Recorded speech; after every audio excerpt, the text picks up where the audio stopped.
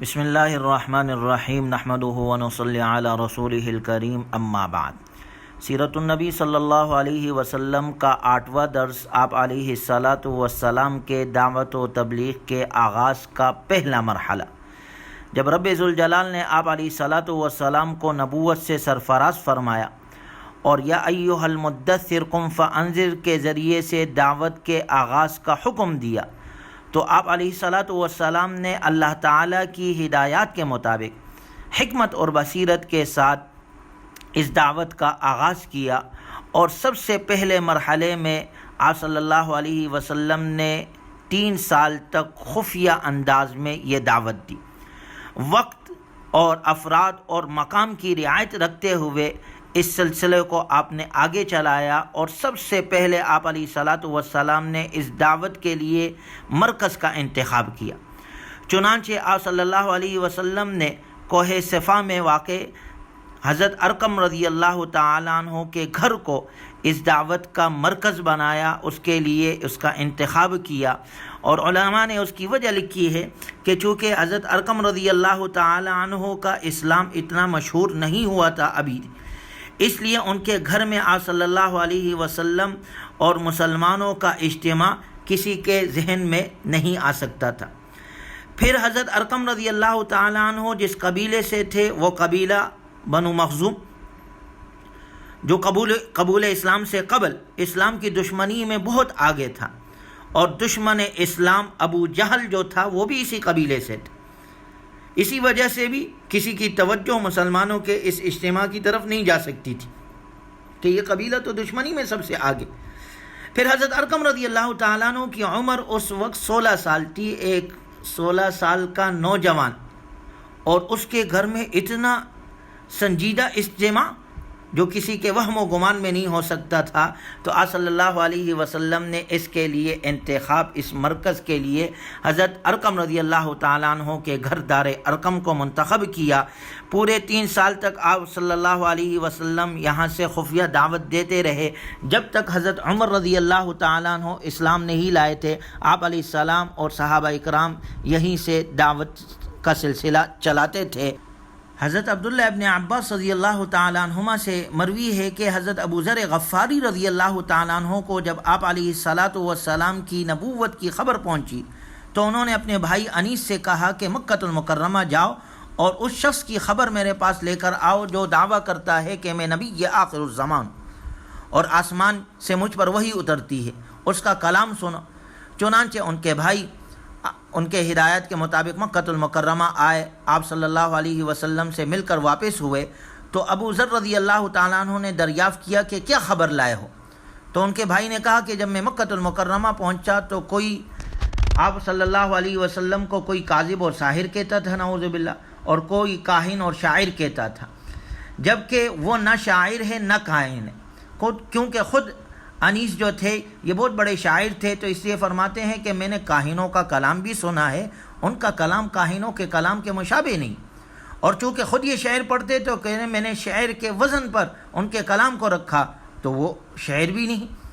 واللہ انہ صادق، خدا کی قسم وہ تو بالکل سچا ہے۔ اور کہنے لگے رأیتہ یأمر بالخیر وینہی عن الشر، اس شخص کو میں نے صرف خیر اور بھلائی کا حکم کرتے ہوئے اور شر اور برائی سے منع کرتے ہوئے دیکھا۔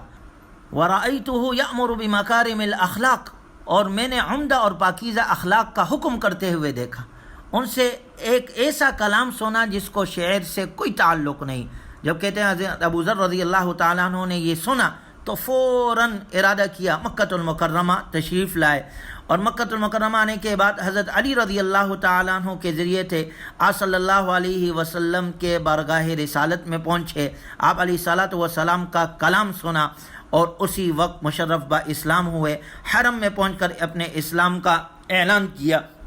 کفار نے کہتے ہیں اتنا مارا کہ زمین پر لٹا دیا۔ حضرت عباس رضی اللہ تعالیٰ عنہ نے آ کر بچایا۔ آپ صلی اللہ علیہ وسلم نے فرمایا اپنے قوم کی طرف لوٹ جاؤ اور ان کو بھی اس سے آگاہ کرو، جب ہمارے ظہور اور غلبی کی خبر سن لو تب آنا۔ چنانچہ حضرت ابو ذر رضی اللہ تعالیٰ عنہ واپس ہوئے، دونوں بھائیوں نے مل کر والدہ کو اسلام کی دعوت دی، والدہ مسلمان ہو گئی۔ اس کے بعد اپنے قبیلے کو دعوت دی، کہتے ہیں آدھا قبیلہ اسی وقت مشرف با اسلام ہو گیا۔ تو یہ واقعہ انہی دنوں کا ہے۔ آپ علیہ الصلاۃ والسلام اسلام کی دعوت دیتے رہے اور آپ ہر جگہ ہر کسی سے بات نہ کرتے تھے۔ دار ارقم جو مسلمانوں کا مرکز تھا، وہاں نووارث شخص کو لے جا کر اسلام کی دعوت دی جاتی تھی۔ حضرت علی رضی اللہ تعالیٰ عنہ نئے آنے والے حق کو تلاش کرنے والے افراد کو نظر میں رکھتے تھے اور انہیں دار ارقم پہنچانے کا انتظام کرتے تھے۔ اس مرکز میں آنے والے افراد کو آپ صلی اللہ علیہ وسلم تعلیم دیتے تھے، گویا معلم رسول اللہ صلی اللہ علیہ وسلم خود تھے، اور نصاب قرآن نے تعلیم، نصاب جو تھا وہ قرآن کریم تھا، اور صحابہ آپ سے وحی کی تعلیم، قرآن کی تعلیم حاصل کرتے تھے۔ تعلیمات سیکھنے کے بعد یہاں سے آپ صلی اللہ علیہ وسلم کے صحابہ داعی اور معلم بن کر نکلتے اور مکۃ المکرمہ کے گھروں میں لوگوں کو اسلام کی، قرآن کی تعلیم دیتے تھے جو اسلام قبول کر چکے ہوتے تھے۔ جیسے حضرت عمر رضی اللہ تعالیٰ عنہ کے قصے میں انشاءاللہ آگے آئے گا تفصیل کے ساتھ، کہ جب ان کی بہن کے گھر میں حضرت خباب رضی اللہ تعالیٰ عنہ ان کو تعلیم دے رہے تھے، حضرت عمر رضی اللہ تعالیٰ عنہ کی بہن حضرت فاطمہ رضی اللہ تعالیٰ عنہ کو اور ان کے شوہر حضرت سعید رضی اللہ تعالیٰ عنہ کو قرآن کی تعلیم دے رہے تھے، تو یہ سلسلہ اس طرح آگے چلتا تھا دعوت کا۔ 3 سال تک یہ دعوت اس طرح چلتی رہی خفیہ طور پر، لیکن یہاں یہ بات ذہن میں بٹھا لینی چاہیے کہ یہ جو دعوت دی جا رہی تھی خفیہ طور پر، یہ کسی بزدلی یا ڈر کی بنیاد پر نہیں تھی کہ ڈر کی وجہ سے یا بزدلی کی وجہ سے اس طرح دعوت دی جا رہی تھی، بلکہ یہ دعوت وحی الہی اور حکمت عملی کی بنیاد پر تھی کہ خاموشی کے ماحول میں ایسے مضبوط جماعت کی بنیاد رکھ دی جائے جو آئندہ کے تمام حالات میں پورے استقامت کے ساتھ، پورے حکمت اور جرأت کے ساتھ حق کی دعوت کا فریضہ نبھا سکے، اور باطل کا کوئی حربہ، کوئی داؤ، کوئی طریقہ اس دعوت پر اثر انداز نہ ہو۔ چنانچہ ایسے ہی ہوا کہ پونک پونک کر تلاش کیے جانے والی اس جماعت نے آئندہ کے حالات میں جناب رسول اللہ صلی اللہ علیہ وسلم کے دست و بازو اور آپ علیہ الصلاۃ والسلام کے خاص مشیر بنے، اور آپ کی وفات کے بعد اس امت کی قیادت کا کردار انہوں نے ادا کیا، اور ان میں سے ہر ایک دین اسلام، دین حق کی نشانی اور حوالہ بن گیا۔ چنانچہ کسی بھی محنت کا آغاز خاموشی کے ساتھ ہونا چاہیے، استقلال اور استقامت کے ساتھ ہونا چاہیے۔ آغاز ہی میں ہر اینٹ کو اس کی مناسب جگہ میں رکھنے سے آئندہ کی تعمیر آسان اور مضبوط بنے گی، اور اگر آغاز ہی میں ٹکراؤ اور مقابلے کی فضا پیدا ہو جائے تو محنت کا دائرہ سکڑ کر رہ جاتا ہے، اور محنت کرنے والوں کی توجہ اپنے کام کے بجائے دوسرے جانب تقسیم ہو جاتی۔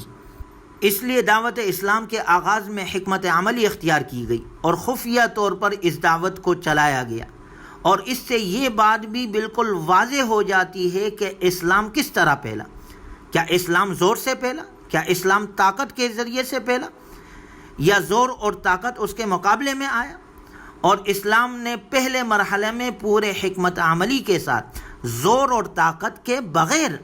انصاف پسند طبقے تک اپنا نور پھیلایا، اپنا پیغام پہنچایا، اور عقل سلیم رکھنے والے لوگوں نے پوری طرح سوچ و بچار کرنے کے بعد اس کی سچائی کی گواہی دی۔ اس طرح یہ اسلام کا پیغام آگے چلتا گیا، اور آپ صلی اللہ علیہ وسلم نے ابتدائی 3 سال تک یہ دعوت اس طرح دیتے رہے۔ اور پھر آپ پر سب سے پہلے ایمان لانے والے کون تھے؟ جو جتنے آپ کے قریب تھے سب سے پہلے وہ آپ پر ایمان لے کر آتے گئے۔ اس کا ذکر انشاءاللہ اگلی مجلس میں کیا جائے گا۔ اللہ تبارک و تعالی ہمیں اپنے دین حق کے لیے ہمیں قبول فرمائے، اور نبی صلی اللہ علیہ وسلم کی تعلیمات کے مطابق ہمیں اپنی بقیہ زندگی گزارنے کی توفیق عطا فرمائے۔ وآخر دعوانا ان الحمد للہ رب العالمین۔